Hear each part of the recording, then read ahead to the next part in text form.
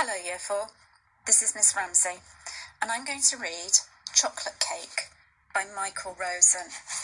Now, I was lucky enough to go and see Michael Rosen live at Birmingham Central Library. Goodness, must be 15 years ago now, and he was extraordinary to watch perform. Absolutely brilliant, really made me laugh.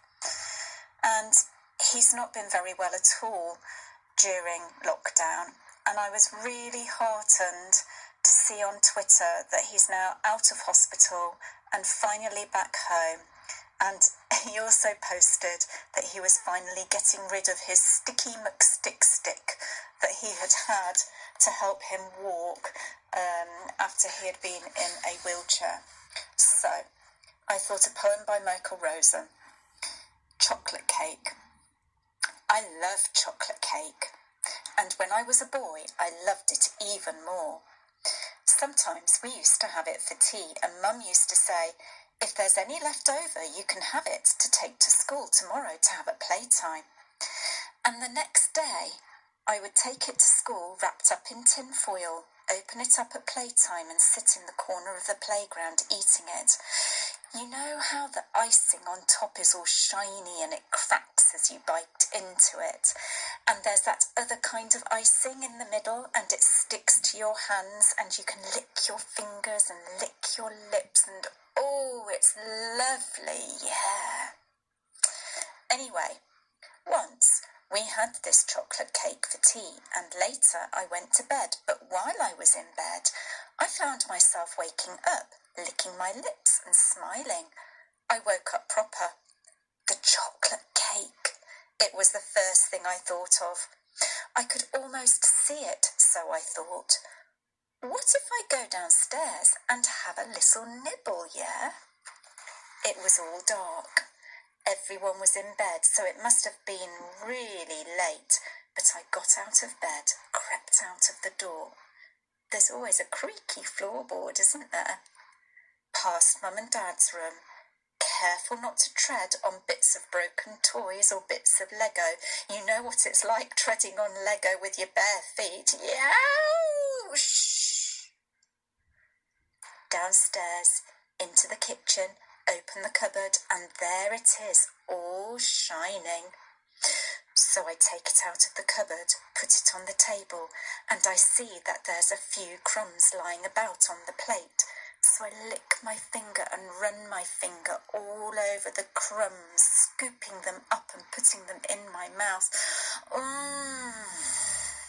Nice. Then I look again, and on one side where it's been cut, it's all crumbly. So I take a knife. I think, I'll just tidy that up a bit. Cut off the crumbly bits, scoop them all up and into the mouth. Nice. Look at the cake again. That looks a bit funny now. One side doesn't match the other. I'll just even it up a bit, eh? Take the knife and slice. This time the knife makes a little cracky noise as it goes through that hard icing on top. A whole slice this time into the mouth. Oh, the icing on top and the icing in the middle. But now I can't stop myself. Knife. I just take any old slice at it, and I've got this great big chunk, and I'm cramming it in. What a greedy pig, but it's so nice. And there's another, and I'm squealing, and I'm smacking my lips, and I'm stuffing myself with it, and before I know it, I've eaten the lot. The whole lot. I look at the plate, it's all gone. Oh no. They're bound to notice, aren't they? A whole chocolate cake doesn't just disappear, does it? What shall I do? I know. I'll wash the plate up and the knife and put them away, and maybe no one will notice, eh? So I do that, and creep, creep, creep, back to bed, into bed, doze off, licking my lips with a lovely feeling in my belly.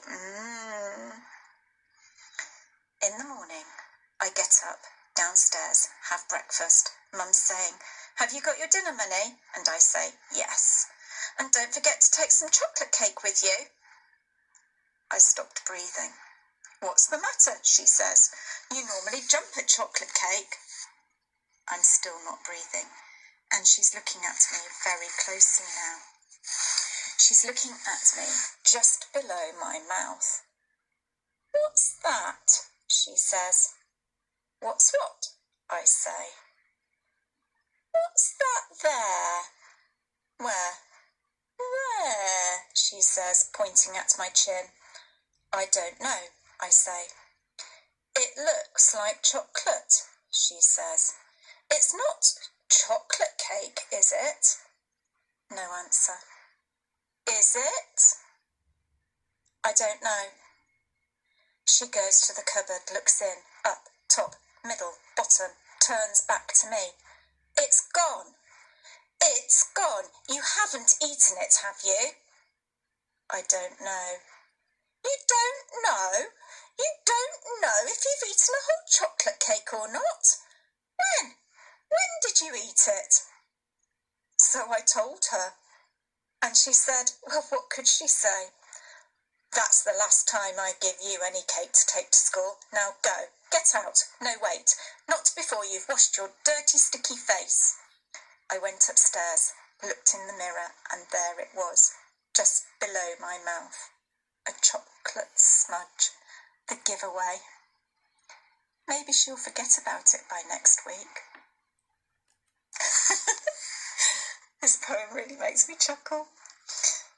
If you ever get the chance to see Michael Rosen live, do if you can.